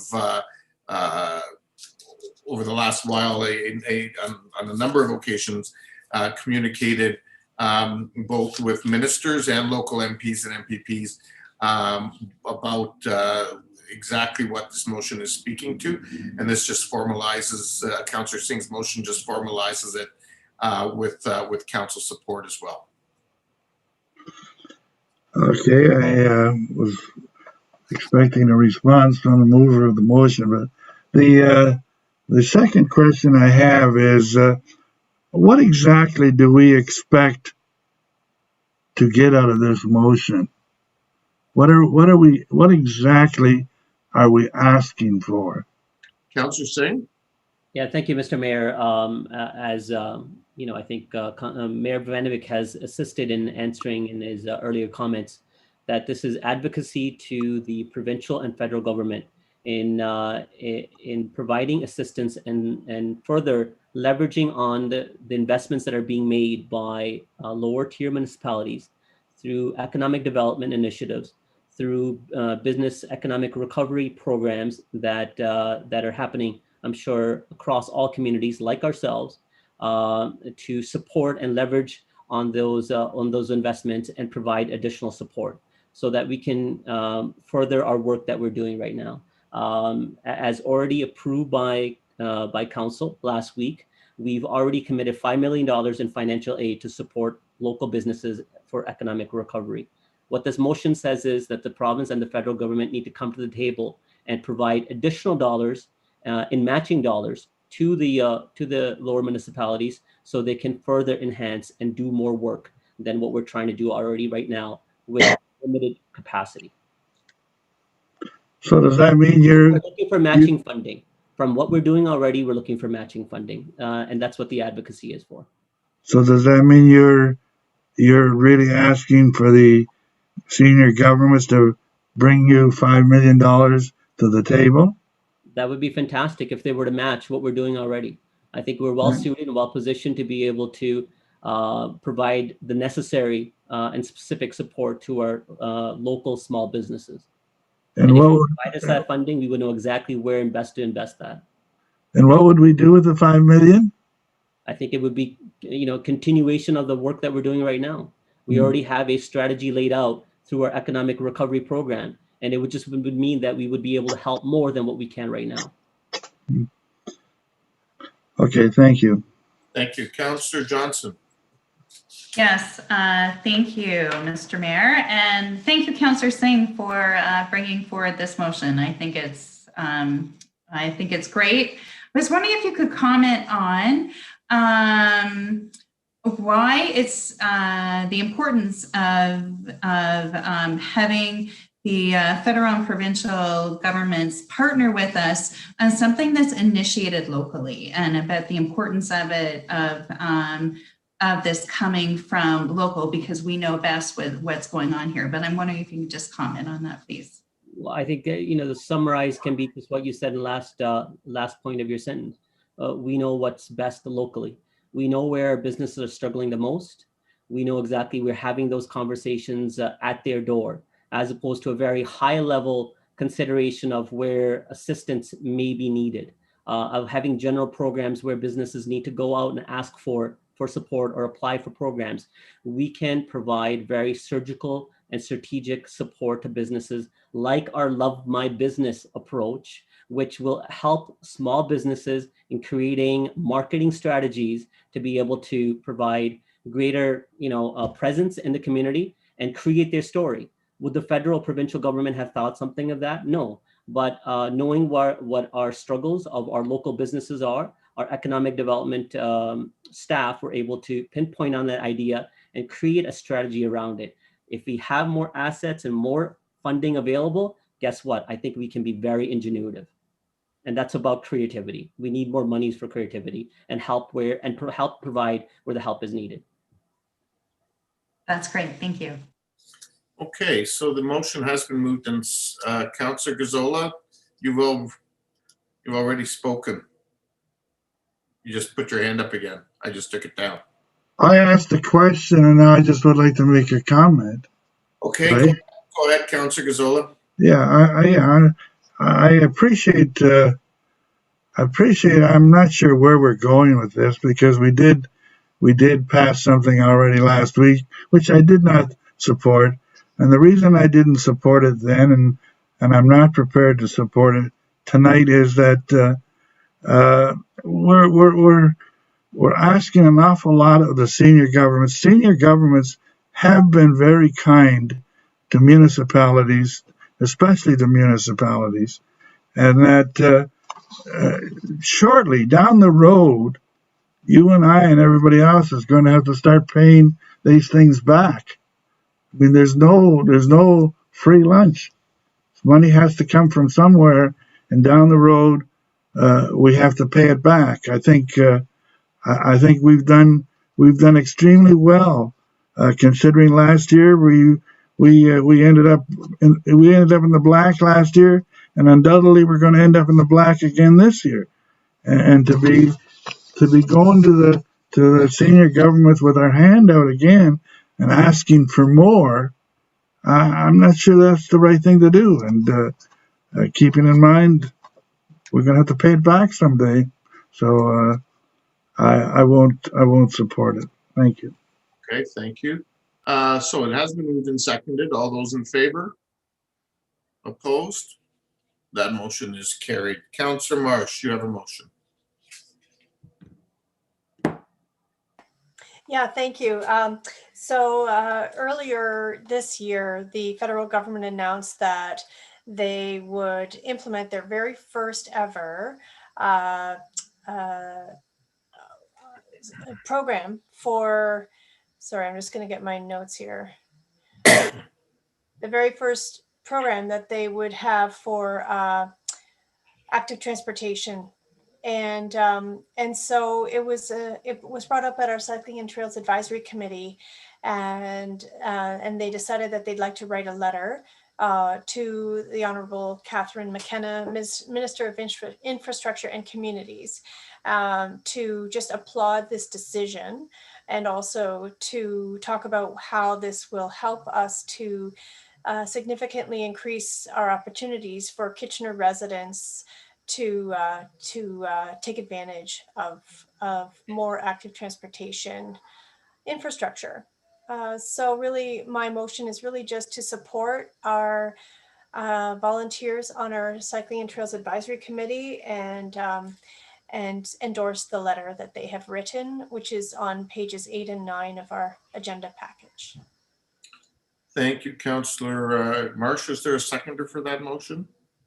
Councillor Michaud, thank you. Any discussion? Not. All those in favor? Opposed? That is carried. Moving on to item 10, questions and answers. And then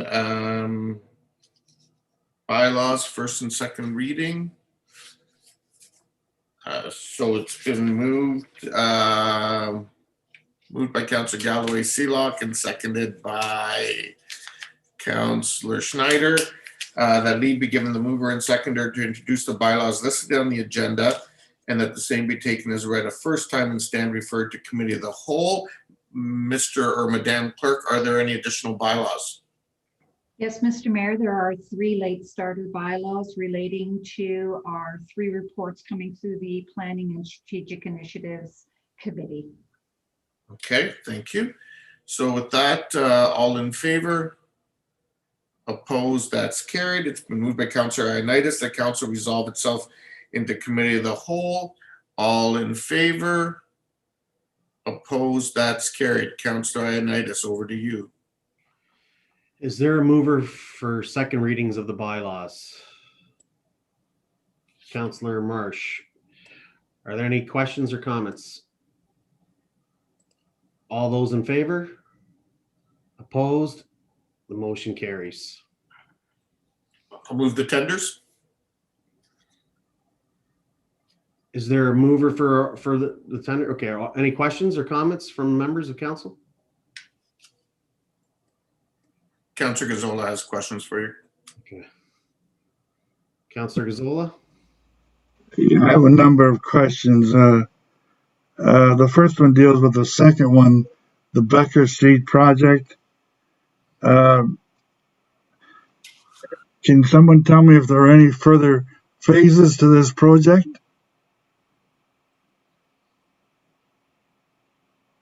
The reason I ask is we're sitting with a huge surplus, and if there are no more phases to this project, should this surplus not be closed out? So through the chair, typically when we award a project, when there is a surplus, it would eventually get returned back to source. And so it is a WIP funded project. So similar to, I think, a question last time, that funding would go back to the water infrastructure program accounts. And at the end of the year, as part of the budget process, we would look at that account balance and then redirect it back to more projects within that stream. Yeah, the only reason I ask these questions all the time is that once the project is pretty much completed, should the surplus or deficit not be closed out at that point?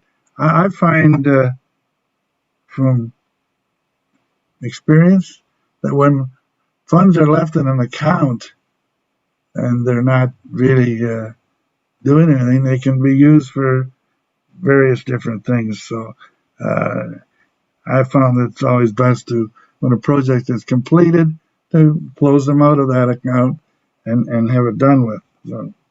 And through the chair, in this case, that is what's happening. So it is being closed out to the water infrastructure program account. That account is then looked at through the budget process and redirected back to dealing with that infrastructure that is part of the water infrastructure program. Okay, and that's fine. The WIP, they have their own reserve or surplus, and if it's closed into that, that's fine, as opposed to being left in the particular street account. So, okay, thank you. I have some questions on the rental of these vehicles for parks crews. I don't quite understand why there was a question of double occupancy. Why are we renting? There's a tremendous $175,000, $200,000 worth of vehicle rentals. Why is that necessary? Through the mayor. Councillor Ioannidis, it's your chair. Sorry, Go ahead. through the chair, Councillor Ioannidis. Councillor Gazzola, you mentioned the double occupancy, and that is as a result of COVID health and safety protocols. So public health has issued notices to businesses to limit occupancy to maximum double occupancy with a preference for single occupancy. And as you know, city crews often run with four staff members to a vehicle, so additional rentals are required. And what you see before you is the need for 8. We do anticipate that need to decrease over the course of the summer. We have additional vehicles that have been procured, but we're waiting as part of our normal fleet process to come aboard. And once we are in receipt of those, we can limit the number of vehicles rented in this contract. Do we use driver partitions? We do. I understand those can be implemented quite economically. So doesn't that sort of double up our occupancy without purchasing additional vehicles? So through the chair, in order to allow for double occupancy, because staff are working in close proximity when they're in a vehicle, they're required to wear a medical mask and some form of eye protection. We do have barriers within vehicles which are a form of eye protection. So if those barriers don't exist, staff need to wear a face shield or goggles. If the barriers do exist, they don't need to wear that additional level of protection. Yeah, that's the point I'm making, though. Can we not buy an awful lot of N95 masks and goggles for $200,000 and partitions, as opposed to going out and renting a whole fleet of vehicles? So through the chair, we have throughout the pandemic followed public health and safety requirements, and that's what we're doing in this case. Are my suggestions contrary to public health and safety? Yes, public health has said no more than double occupancy in a vehicle. But if they're masks and goggles, they're okay. The public health advice is with double occupancy, masking and eye protection is a requirement. So even with the additional PPE, the maximum occupancy in a vehicle is.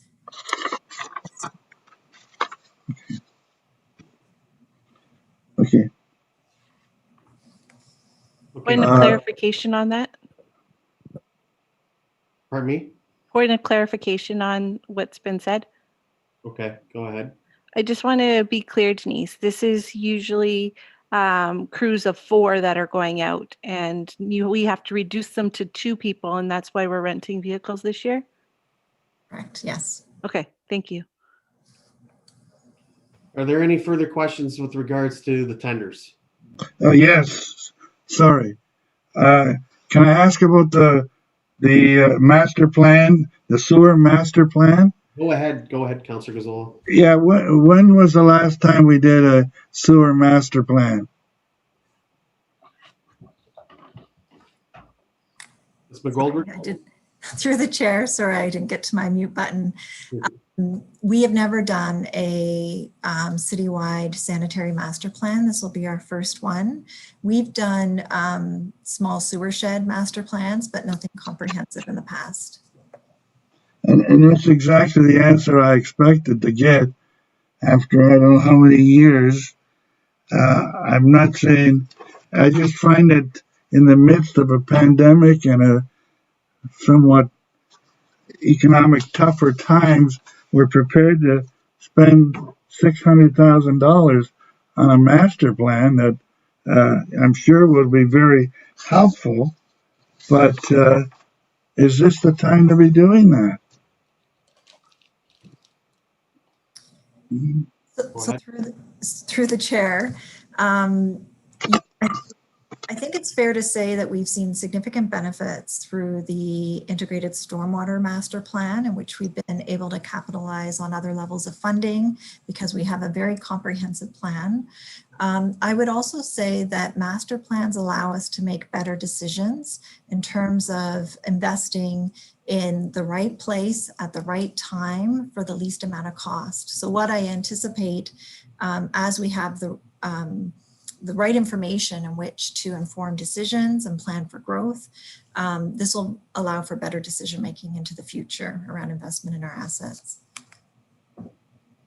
Yeah, I'm not challenging the value of master plans. I'm really just challenging the necessity to spend those kind of dollars right at this point in time. Okay, I have a question on the bike lanes on Joseph Street. I'm not clear on whether this project is going to be overspent, or where do we stand on the project? Through the chair, the part that you see before you in this tender is related to consulting fees. Essentially, it's managing the construction component. So the overall project is $5.9 million over 3 years. So we're not overspent. We anticipate savings in subsequent phases. But again, this is the first phase of a very new project. So there is some uncertainty here that we have to work through. What we're doing here is we're putting out tenders. We're going to do all the work. We've done all the planning on this, but we're hiring a construction inspection. Is this the only? And we're paying $250,000 to do that. Is this the only way that a project like that can be completed? Do we not have? Do we not have our own staff that can inspect the projects? Or?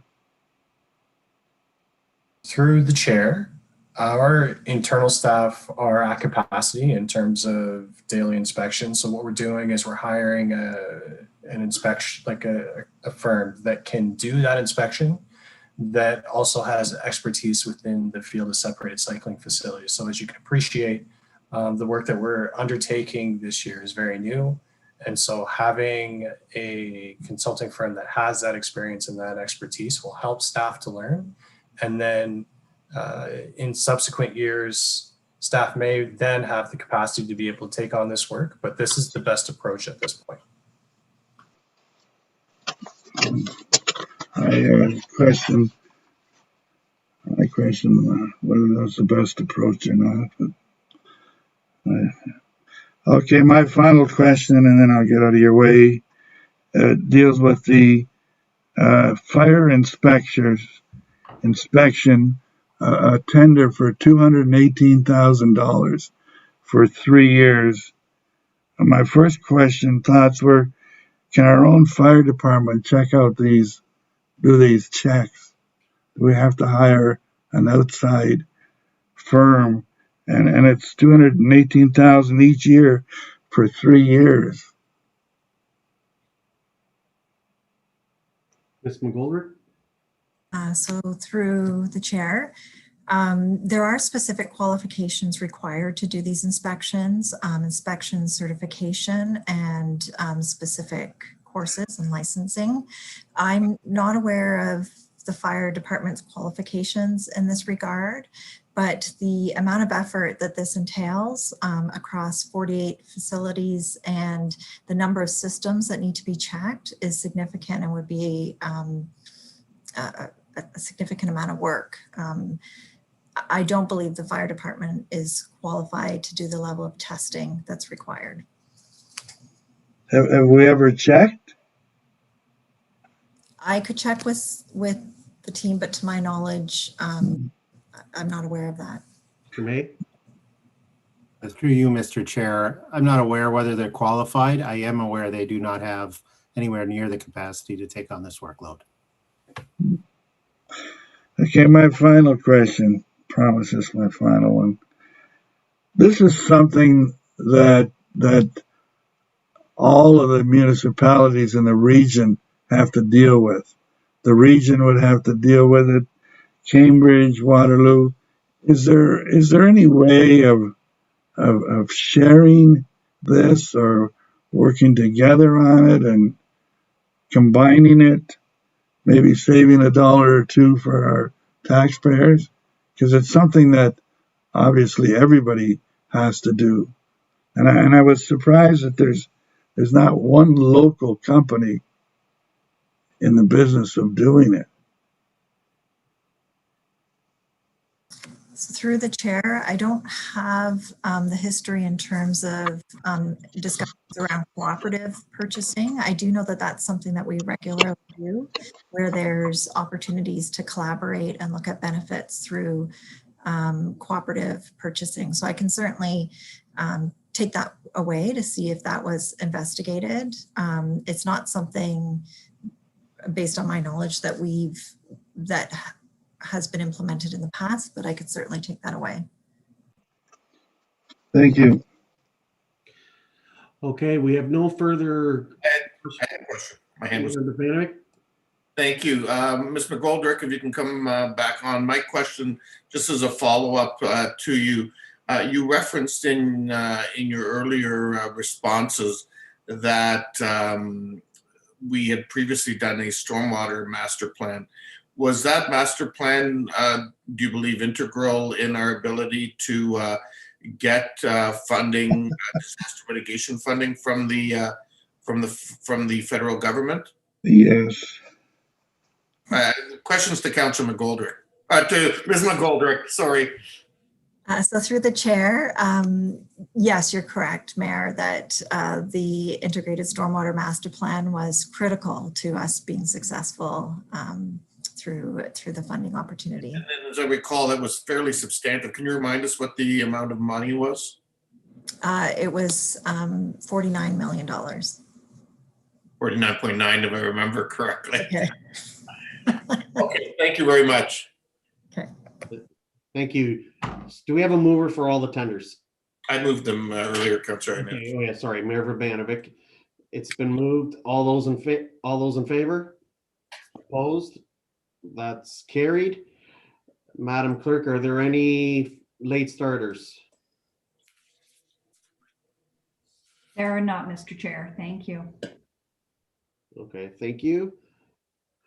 Is there a mover for the committee to rise and report? Counselor Schneider, all in favor?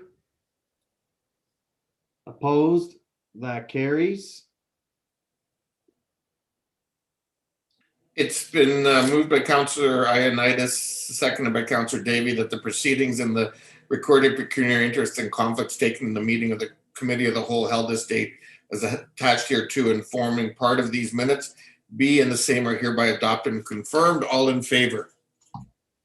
Thank you. That is carried. Councillor Gazzola, do you have a question again? Your hand's up. Yes, I had a question on item number 12 of our agenda. It says it's for information only, but I just wanted to. Okay. So are you moving that it be taken? That was actually earlier during Committee of the Whole, but. Well, I had my hand up, but nobody responded. Sorry. Are you moving that be taken out of for information only so you can ask questions? I didn't really want to ask any questions. I just wanted to make a comment about it. Okay, I'll give you that latitude, Councillor Gazzola. Yeah, there's no need to take it out. It's a report that staff do, I guess, quarterly, and it covers tenders that staff approve that don't come to council for approval. And this covers the period from January the 1st to March the 31st. I just want to point out that there were 13 tenders there, and in total, we were 31% under budget on all of those tenders, which I find somewhat concerning because I've always claimed that our forecasts sometimes are too conservative, and you end up with having much higher budgets than you do actually fund. And the interesting point was in 13 tenders, every one of them, the budget allocated was higher than what was required. So not just 6 and 6 or something, but in every one of them. So, and in total, they were 31% under budget. So just a comment. No need for anything. Thank you. See your hands up.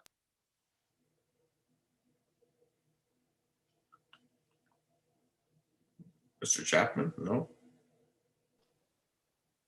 Were you looking to speak? Through the mayor, just to respond to the last comment, tenders can only be awarded by staff if they are within budget. So every tender that will ever appear on this report will be under budget by design. Thank you. Councillor Davey.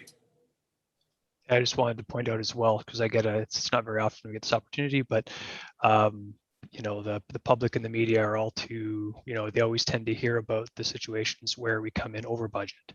You know, we have several examples, the most recent being, I believe, Carl's Air Square. So when I see something like this come in, several reports coming in under budget, I think I see this as number one, it's an imprecise game, right? It's staff making their best estimate, number one. Number two, I see this as a balancing of the forces. And while I don't expect to see a headline in the paper tomorrow about how we're coming in under budget, I am happy to see that report as it is. Thank you very much. So we'll move on to third reading of the bylaws, moved by Councillor Galloway Seelock, and seconded by Councillor Michaud. All those in favor? Opposed? That is carried. With with those additional ones, and motion to adjourn. Councillor Ioannidis, Councillor Schneider. All those in favor? Opposed? That's carried.